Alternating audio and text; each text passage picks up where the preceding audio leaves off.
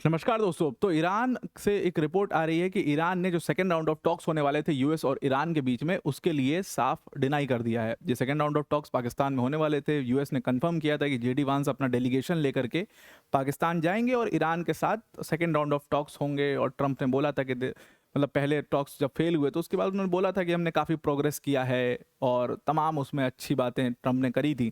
और उसके बाद हमने देखा कि एकदम उसके विपरीत एक्शंस थे, जो बातें की गई थी उसके विपरीत एक्शंस हुए। ब्लॉकेड हुआ, टारगेट भी किया गया। ईरान ने भी फायर किया। ईरान ने तो इंडियन फ्लैग्ड वेसल पर फायर किया। हमने उसका बड़ा अपोज भी किया उस चीज़ को। ये सारा कुछ जो है वो चल रहा था इस सब के बीच में। और इन्हीं सब चीज़ों के बीच में खबर आती है, रिपोर्ट्स आती हैं कि ईरान ने सेकंड राउंड ऑफ टॉक्स के लिए डिनाई कर दिया है। अब ये सेकंड राउंड ऑफ टॉक्स के लिए डिनाई किया वो तो बात की बात है। सबसे इंपॉर्टेंट चीज़ इसमें ये थी कि ये सेकंड राउंड ऑफ टॉक्स जो होने वाले थे, इसके ऊपर जो उन्होंने डिनायल दिया है अपना, वो किसी ऑफिशियल चैनल से नहीं आया अभी तक। ईरान ने अभी तक इसके ऊपर कोई ऑफिशियली कमेंट नहीं किया है, लेकिन रिपोर्ट्स का ये कहना है कि वो पाकिस्तान जा करके बिल्कुल बातचीत नहीं करना चाहते। अगर सेकंड राउंड ऑफ टॉक्स होंगी तो उसके लिए उनकी कुछ शर्तें जो वो पहले बता चुके हैं, और इसीलिए वो जा करके पाकिस्तान में इनसे अब फिर से बात नहीं करना चाहते। रीजंस, मल्टीपल रीजंस हैं उसके, जिसको हम आज डिस्कस करेंगे। दूसरी तरफ यूएस ने एक ईरानियन कार्गो वेसल को वहाँ पर सीज कर दिया स्ट्रेट ऑफ हॉर्मुज पर, which shows their seriousness, which shows their intent कि वो एक्चुअल में क्या सच में सेकंड राउंड ऑफ टॉक्स चाहते हैं कि वो सक्सेसफुल हो। उसके ऊपर एक बहुत बड़ा सवालिया निशान है। और अगर अगेन फिर से डंकापति ट्रंप का वही स्टेटमेंट बाजी जो है वो चल रही थी, और ये स्टेटमेंट बाजी की वजह से मुझे लगता है कि सेकंड राउंड ऑफ टॉक्स भी कुछ बहुत खास नहीं कर पाएंगे। अगर ईरानियन डेलीगेशन जाता भी वैसे तो इसमें कुछ बहुत खास नहीं हो पाता। इसको डिटेल में डिस्कस करते हैं, पर वीडियो में आगे जाने से पहले एक बड़ी अनाउंसमेंट अनअकैडमी टीम की तरफ से कि अगर आप यूपीएससी सीएससी की प्रिपरेशन कर रहे हैं तो आपको पता होगा कि 21 अप्रैल यानी कल 21 अप्रैल को सिविल सर्विसेज डे की तरह सेलिब्रेट किया जाता है। और सिविल सर्विसेज डे की तरह इसलिए सेलिब्रेट किया जाता है क्योंकि इसी दिन 21 अप्रैल 1947 को सरदार वल्लभ भाई पटेल जी ने पहली बार जो सिविल सर्वेंट्स थे उनको एड्रेस किया था, और उनको बहुत सारे मतलब सजेशंस दिए थे। तो और उनको कहा था कि ये भारत के स्टील फ्रेम है। यही सिविल सर्विसेज डे अनअकैडमी काफ़ी ग्रैंड तरीके से अपने शिखर इवेंट के माध्यम से मनाने वाला है, इसको सेलिब्रेट करने वाला है। बहुत सारे सेलिब्रेटेड आईएएस ऑफिसर्स, बहुत सारे सेलिब्रेटेड आईपीएस आईएएस ऑफिसर्स, मतलब सेलिब्रेटेड सिविल सर्वेंट्स इस इवेंट में आने वाले हैं। ये इवेंट 5:30 बजे लाइव किया जाएगा यूपीएससी अनस्टॉपेबल्स बाय अनअकैडमी चैनल पर 21 अप्रैल को। तो इसके लिए आप पहले से ही नोटिफाई कर लीजिए। इसमें आप एक छोटा सा क्विज होगा जिसमें बड़े आसान आसान 5 सवाल आपसे पूछे जाएंगे। उन 5 सवालों को करके भी आप जो है बहुत एक्साइटिंग प्राइजेस में जीत सकते हैं।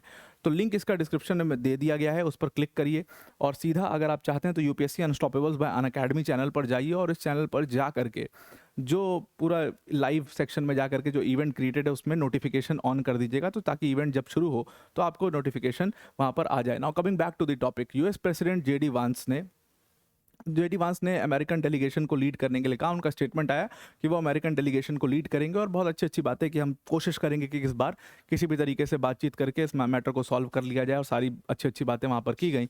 लेकिन ईरान की तरफ से रिपोर्ट आ रही है कि ईरान ने इस बातचीत के लिए सीधा सीधा मना कर दिया है। अब ये ऑफिशियल चैनल से नहीं मना किया गया, लेकिन रिपोर्ट्स हैं कि अंदर खाने ईरान के ना फॉरेन मिनिस्टर अब इसके लिए इंक्लाइंड है बहुत ज़्यादा। उनके पार्लियामेंट के स्पीकर ने तो पहले ही कह दिया कि इनसे बात करना बेकार है, हम पहली बार बात करके देख चुके हैं।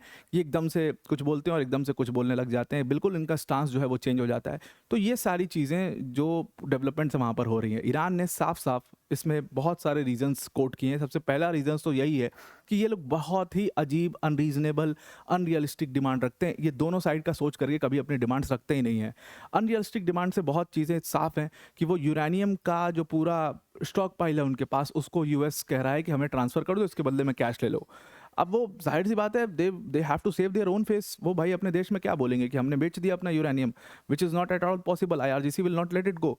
तो यूएस ऐसी डिमांड जब रखेगा तो जाहिर सी बात है कि बातचीत बहुत मुश्किल हो जाएगी। अब मुझे पता है कि ये चीज़ नहीं होनी, और मैं वैसा ही डिमांड रखती हूँ, तो इसका मतलब मेरी सीरियसनेस, मैं चाहता ही नहीं हूँ कि बातचीत हो, मैं चाहता ही नहीं हूँ सक्सेसफुल हो। Maybe I am just trying to buy time, and that is what is happening with US. उनके इंटेंट पे यहाँ पर ईरान को शक है। दूसरी चीज़ कि बार बार ये अपने पोजीशन को बदलते रहते हैं, और हमने बहुत बार देखा है कि इन्होंने इसी वॉर के अंदर अपने ऑब्जेक्टिव्स को कई बार बदला। पहले कहा रिजीम चेंज कर देते हैं, उसके बाद कहा नहीं हमारा तो न्यूक्लियर वेपन प्रोग्राम जो इनका था उसको ख़त्म करना ऑब्जेक्टिव था, फिर कहा नहीं रिजीम चेंज हमारा ऑब्जेक्टिव है। बहुत बार इन्होंने स्टांस चेंज किया।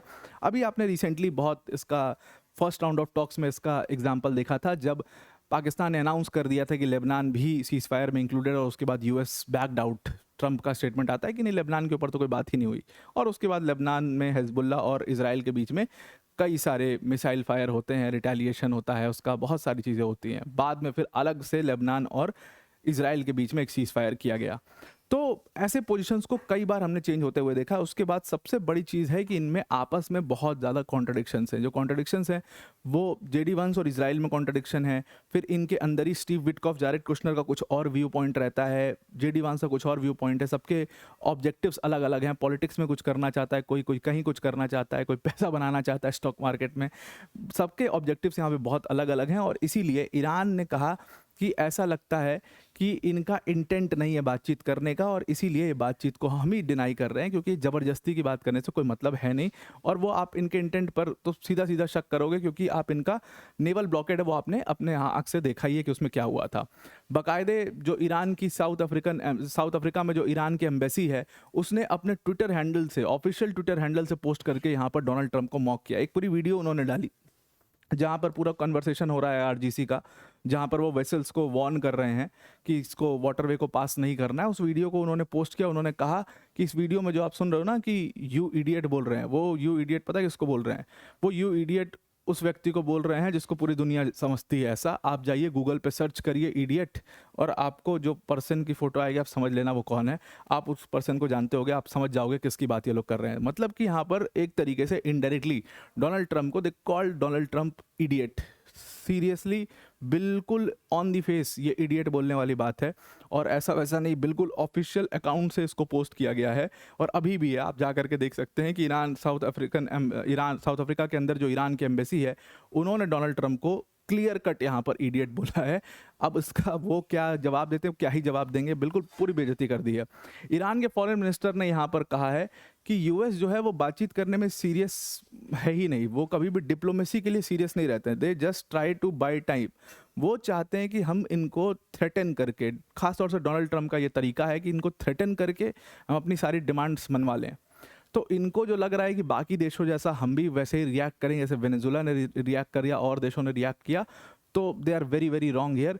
हम उस तरीके से रिएक्ट नहीं करेंगे। हाँ, अगर आपके तरफ से सीरियसनेस होगी कि नहीं बातचीत करके इस मैटर को रिजॉल्व करते हैं, तो हमारे तरफ से भी आपको सीरियसनेस दिखेगी।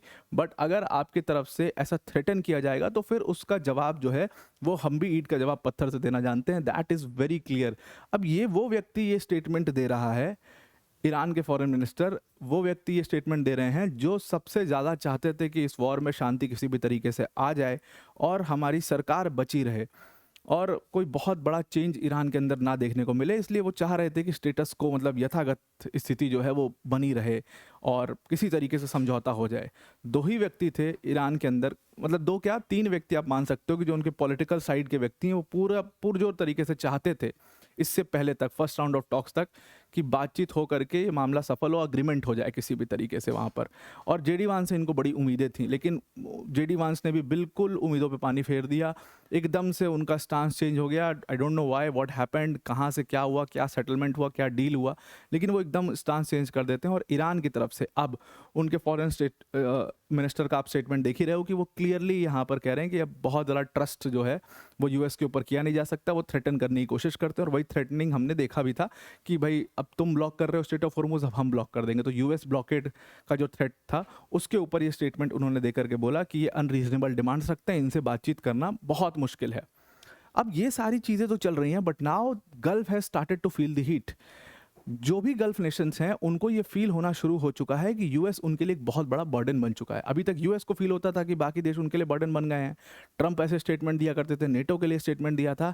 अब गल्फ को ये फील होने लग गया है कि यूएस बेसेस जो हैं वो उनके लिए एक बहुत बड़ा बर्डन बन चुके हैं। तो एक प्रोफेसर हैं, रिटायर्ड प्रोफेसर हैं, पॉलिटिकल साइंस के प्रोफेसर हैं, अब्दुल खालिक अब्दुल्ला, उन्होंने कहा कि इस वॉर ने बहुत सारी चीज़ें गल्फ रीजन को साफ कर दी हैं। पहली चीज़ यूएई के पर्सपेक्ट में उन्होंने कहा कि अब यूएई को ज़रूरत नहीं है किसी भी अमेरिकन डिफेंस की। रीज़न बीइंग क्योंकि अब उनके पास सिस्टम्स हैं खुद को डिफेंड करने के लिए, और उन्होंने अपने आप को डिफेंड करके दिखाया इस ईरानियन वॉर के अंदर।